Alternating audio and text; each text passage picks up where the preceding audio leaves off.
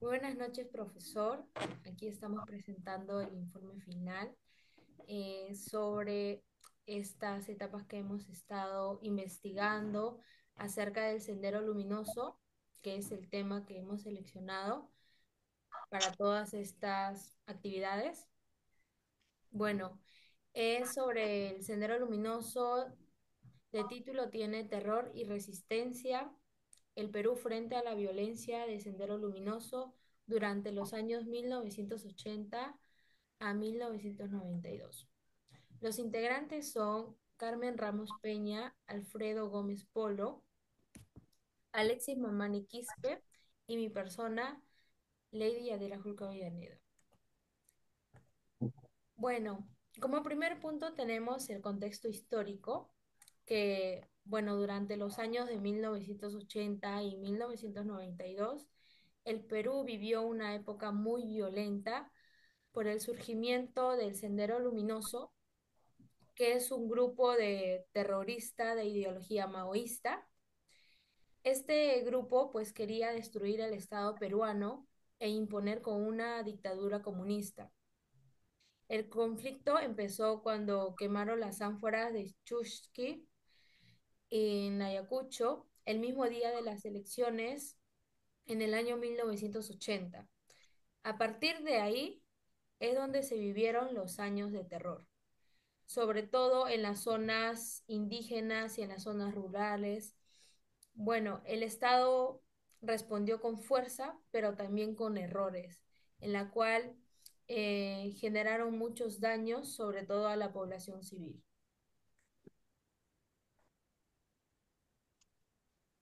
Bueno, continuando con la exposición, voy a hablar sobre el accionar violento de Sendero Luminoso. Sendero Luminoso fue dirigido por Abimael Guzmán, un profesor influenciado por el marxismo, leninismo y maoísmo, usando el terror como estrategia, pues mataban autoridades, profesores, campesinos y destruían infraestructura. Sus masacres, como la de Lucanamarca y Soras, muestran su extrema crueldad, pues también llevaron el terror a las ciudades con coches bombas y también como el atentado de la calle Tarata en 1992, que dejó 25 muertos. Y según la Comisión de la Verdad, Sendero fue responsable del 54% de las más de 69.000 muertes durante el conflicto.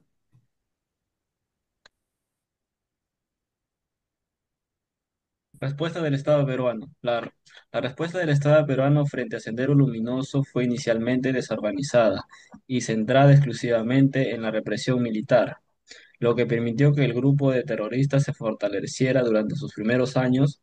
Sin embargo, con la implementación de estrategias de inteligencia como la creación del GEIN, esta fue la unidad élite de la Policía Nacional del Perú, creada para combatir el terrorismo, especialmente para ubicar y capturar los líderes de Sendero Luminoso y el movimiento revolucionario, demostrando que una lucha contra el terrorismo requiere no solo fuerza, sino también planificación, estrategia respecto a los derechos humanos y atención a las causas estructurales del conflicto, como la pobreza y el abandono estatal en zonas rurales.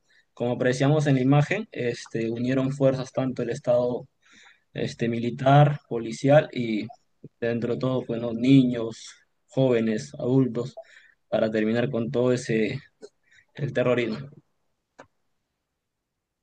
Como cuarto punto tenemos la resistencia y acción de la sociedad civil. Como ya mencionaron, como ya se mencionó antes, que a pesar de la violencia, pues la sociedad civil también se resistió. ¿En qué manera?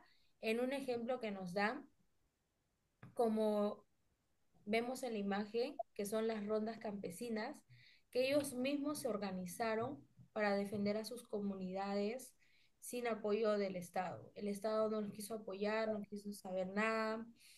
Entonces ellos mismos se prepararon ante todo este terrorismo que estaba pasando. También hubo periodistas que se arriesgaron sus vidas para poder informar y transmitir a las demás personas qué era lo que estaba pasando en este caso.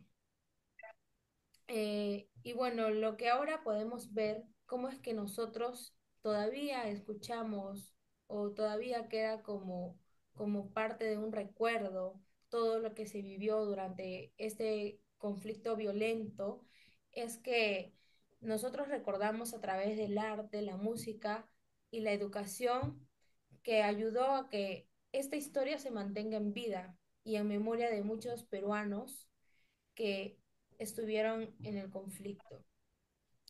Y uno de los grupos teatrales son Yuyachkani o las obras de Argueda, que nos mostró la resistencia y la fuerza de la gente en común frente al miedo. Como punto 5, cierre del conflicto. La captura de Abigail Guzmán, que fue el 12 de septiembre de 1992, la captura de Abigail Guzmán por Guillén, desestructuró la estructura del manto de Sendero Luminoso, marcando el principio del fin de su accionar violento. Transición. Aunque el conflicto no se extinguió por completo, el país entró en una etapa de reestructuración, justicia transicional y reconciliación que aún sigue en proceso. Lecciones. Responsabilidad del Sendero Luminoso. La Comisión de la Verdad y Reconciliación estima que el Sendero Luminoso fue responsable del 54% de las más de 61.000 muertes y desaparecidos en el conflicto. Respuesta estatal y sus consecuencias.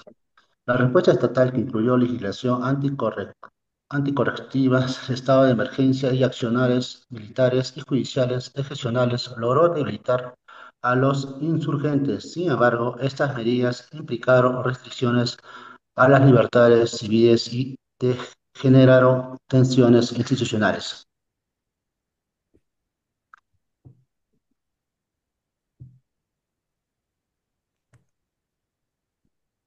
Gracias. Así es.